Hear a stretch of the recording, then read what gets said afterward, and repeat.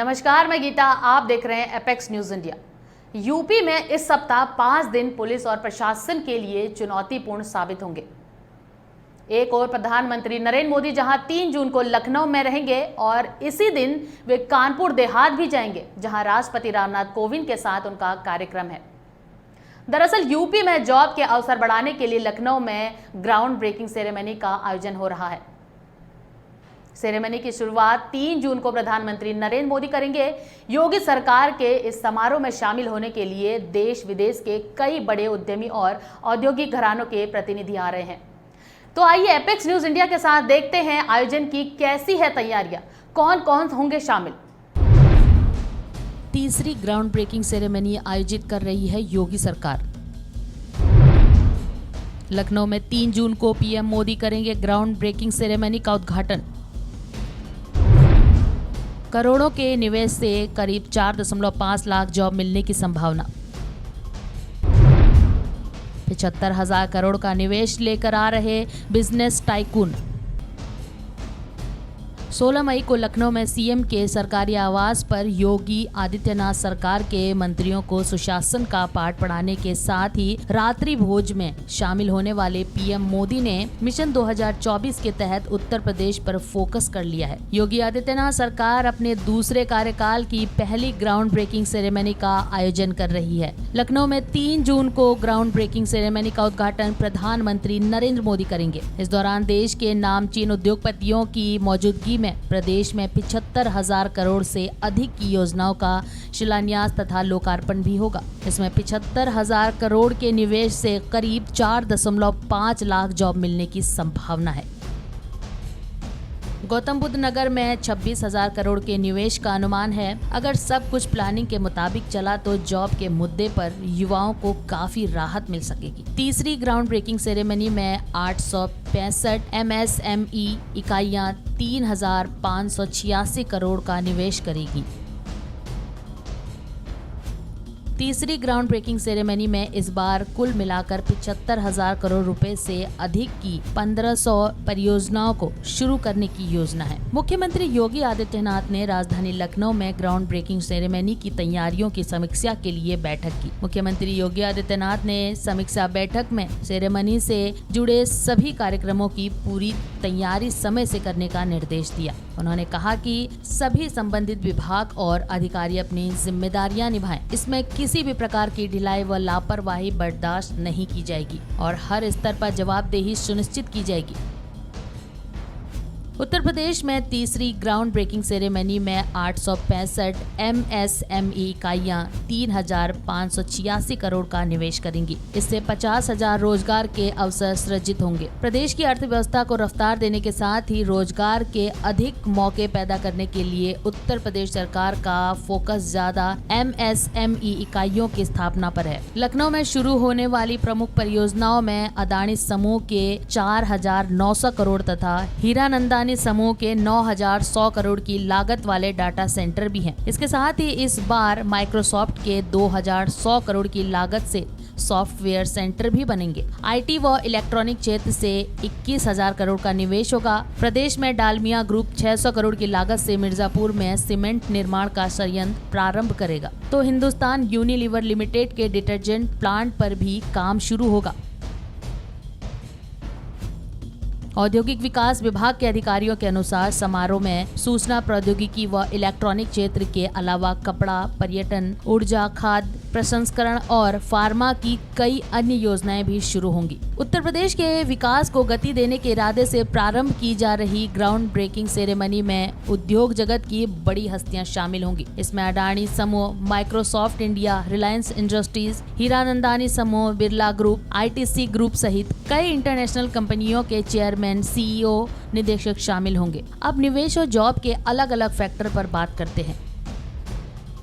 सबसे पहले नोएडा, ग्रेटर नोएडा और यमुना क्षेत्र की बात करते हैं। यहाँ के 1.60 लाख लड़कों को नौकरी मिल सकेगी। नोएडा डेवलपमेंट अथॉरिटी ने कंपनियों की जमीनों का आवंटन भी कर दिया है। यमुना विकास प्राधिकरण सबसे ज्यादा 10,138 एकड़ रुपए निवेश करने जा रहा है। इससे 3,800 करोड़ से मेडिकल डिवाइस पार्क, 3,500 करोड़ से अपैरल पार्क तैयार करने की योजना है। यहाँ सूर्या ग्लोबल फ्लैक्सी फिल्म भी तैयार होगा। ये 38 एकड़ में फैला होगा। लागत करीब 953 करोड़ आने की उम्मीद है। वहीं नोएडा प्राधिकरण की तरफ से 39 कंपनियां करीब 8.5 हजार करोड़ का निवेश कर रही हैं। इससे भी 50,000 रोजगार लोगों को मिलेगा। ग्रेटर नोएडा प्राधिकरण की भी 44 कंपनियां इस दौड़ में शामिल हैं और उम्मीद की जा रही है कि इससे 50,000 जॉब मार्केट में आएंगी। राष्ट्रपति रामनाथ कोविंद और प्रधानमंत्री नरेंद्र मोदी 3 जून को कानपुर दौरे पर रहेंगे। एसपीजी ने भी सुरक्षा व्यवस्था संभाल ली है। राज्यसभा आनंदीबेन पटेल और मुख्यमंत्री योगी आदित्यनाथ भी मौजूद रहेंगे। 3 जून को कानपुर के दौरे पर रहेंगे राष्ट्रपति और प्रधानमंत्री। 3 जून को लखनऊ से सीधे राष्ट्रपति के गांव पहुंचेंगे प्रधानमंत्री। 4 जून को कानपुर से गोरखपुर जाएंगे राष्ट्रपति। राष्ट्रपति से 30 और पीएम मोदी से मिलेंगे 20 लोग। राष्ट्रपति रामनाथ कोविंद 3 जून को कानपुर दौरे पर आ रहे हैं। उनके दौरे को लेकर कानपुर में तैयारियों का आज अंतिम दिन है। फ्लीट रिहर्सल के साथ ही उनकी सुरक्षा में तैनात सभी अधिकारियों और कर्मचारियों का कोविड टेस्ट भी कराया गया है। एसपीजी ने भी सुरक्षा व्यवस्था संभाल ली है। राष्ट्रपति 3 और 4 जून को कानपुर में ही रहेंगे। वहीं प्रधानमंत्री लखनऊ में ग्राउंड ब्रेकिंग सेरेमनी में शामिल होने के बाद लखनऊ से सीधे कानपुर देहात स्थित राष्ट्रपति के गाँव परौख पहुँचेंगे। यहाँ वे जनसभा को भी संबोधित करेंगे। राष्ट्रपति से करीब 30 लोग और प्रधानमंत्री से चकेरी एयरपोर्ट पर करीब 20 लोग मुलाकात कर सकते हैं। इसमें कानपुर की महापौर प्रमिला पांडे, विधायक, सांसद और मंत्री, कानपुर बार एसोसिएशन के अध्यक्ष और महामंत्री शामिल हैं। राष्ट्रपति रामनाथ कोविंद 3 जून को दोपहर करीब 1 बजे अपने विशेष विमान से चकेरी पहुंचेंगे। 10 मिनट बाद वे अपने गांव परौख के लिए रवाना हो जाएंगे। राष्ट्रपति 3 जून से 6 जून तक प्रदेश के विभिन्न जिलों में रहेंगे।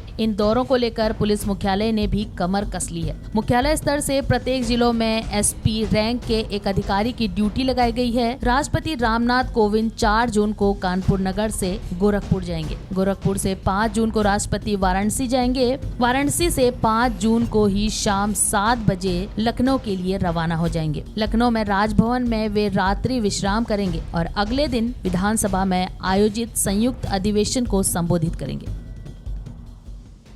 वृंदावन आने वाले श्रद्धालुओं को जल्द ही निःशुल्क भोजन की सुविधा मिलने वाली है। मथुरा के वृंदावन में पर्यटन विभाग अन्नपूर्णा भवन बना रहा है। भवन निर्माण का कार्य अंतिम दौर में चल रहा है। जुलाई में इसका उद्घाटन मुख्यमंत्री योगी आदित्यनाथ के हाथों हो सकता है। वृंदावन में मिलेगा निःशुल्क भोजन। अन्नपूर्णा भोजनालय में श्रद्धालु करेंगे भोजन। जुलाई में इसका उद्घाटन कर सकते हैं मुख्यमंत्री योगी। एक बार में 600 लोग कर सकेंगे भोजन। 5 करोड़ की लागत से तैयार हुआ अन्नपूर्णा भवन। सुबह शाम 3-3 घंटे मिलेगा भोजन।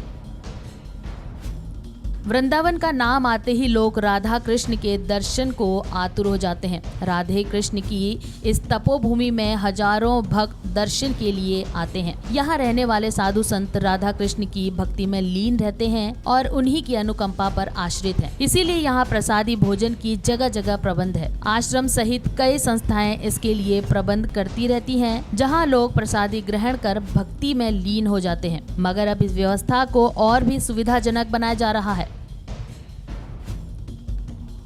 दरअसल उत्तर प्रदेश ब्रज तीर्थ विकास परिषद द्वारा वृंदावन में मथुरा मार्ग पर स्थित जयपुर मंदिर के निकट अन्नपूर्णा भवन बनवाया जा रहा है, जिसकी लागत 5 करोड़ बताई गई है। इस अन्नपूर्णा भवन में खाद्यान्न भंडार के लिए अंडरग्राउंड निर्माण किया जा रहा है। इसके साथ ही बैठकर प्रसादी ग्रहण करने वालों के लिए 2 बड़े हॉल भी तैयार किए जा रहे हैं, जहाँ एक साथ करीब 400 लोग भोजन कर पाएंगे। वृंदावन में अन्नपूर्णा भवन तैयार कराया जा रहा है, जहां कोई भी व्यक्ति भोजन पा सकेगा। इसमें रसोई भंडार के साथ लोगों को बिठाने के हॉल भी बनाए जा रहे हैं। इसके पूरा होते ही इसे एक सामाजिक संगठन को सौंप दिया जाएगा, जो इसका संचालन करेगा। भवन निर्माण पूरा हो चुका है, रसोई बनकर तैयार है। अन्नपूर्णा भवन में सुबह शाम 3-3 घंटे भोजन मिलेगा। यहाँ एक दिन में 5000 लोगों को भोजन कराने की व्यवस्था रहेगी। यहाँ सुबह 11 बजे से 2 बजे तक व शाम को 6 बजे से 9 बजे तक भोजन मिलेगा। अन्नपूर्णा भवन में साफ सफाई का विशेष ध्यान रखा जाएगा। इसका संचालन राम कथा प्रवक्ता विजय कौशल महाराज की अध्यक्षता वाला ट्रस्ट मंगलमय न्यास करेगा।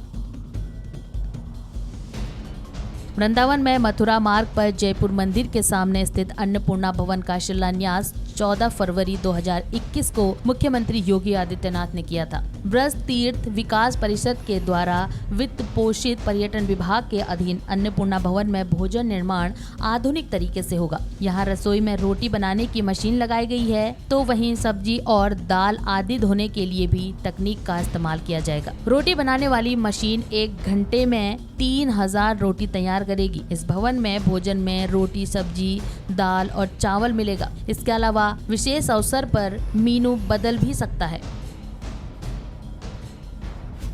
मथुरा वृंदावन नगर निगम ने ब्रज तीर्थ विकास परिषद को करीब 2500 वर्ग मीटर भूमि दी है। इस भूमि पर 800 वर्ग मीटर पर भवन बनाया गया है, जबकि बाकी में सार्वजनिक शौचालय व ओपन एरिया है। भवन में बेसमेंट के अलावा 3 मंजिल है। ग्राउंड फ्लोर पर हॉल और किचन है। फर्स्ट फ्लोर पर हॉल है और सबसे ऊपर कर्मचारियों के लिए डोरमेंट्री है। इसके अलावा कुछ कमरे भी बनाए गए हैं। भारत में कई तीर्थ स्थल ऐसे हैं जहाँ श्रद्धालुओं को भोजन मिलता है। महाराष्ट्र के श्री साई संस्थान, कर्नाटक के मंजुनाथ मंदिर, उड़ीसा के जगन्नाथ मंदिर व गुजरात के सोमनाथ मंदिर में ये सुविधा उपलब्ध है। इन्हीं पवित्र स्थानों की तर्ज पर अब ब्रज में भी ये सुविधा उपलब्ध रहेगी।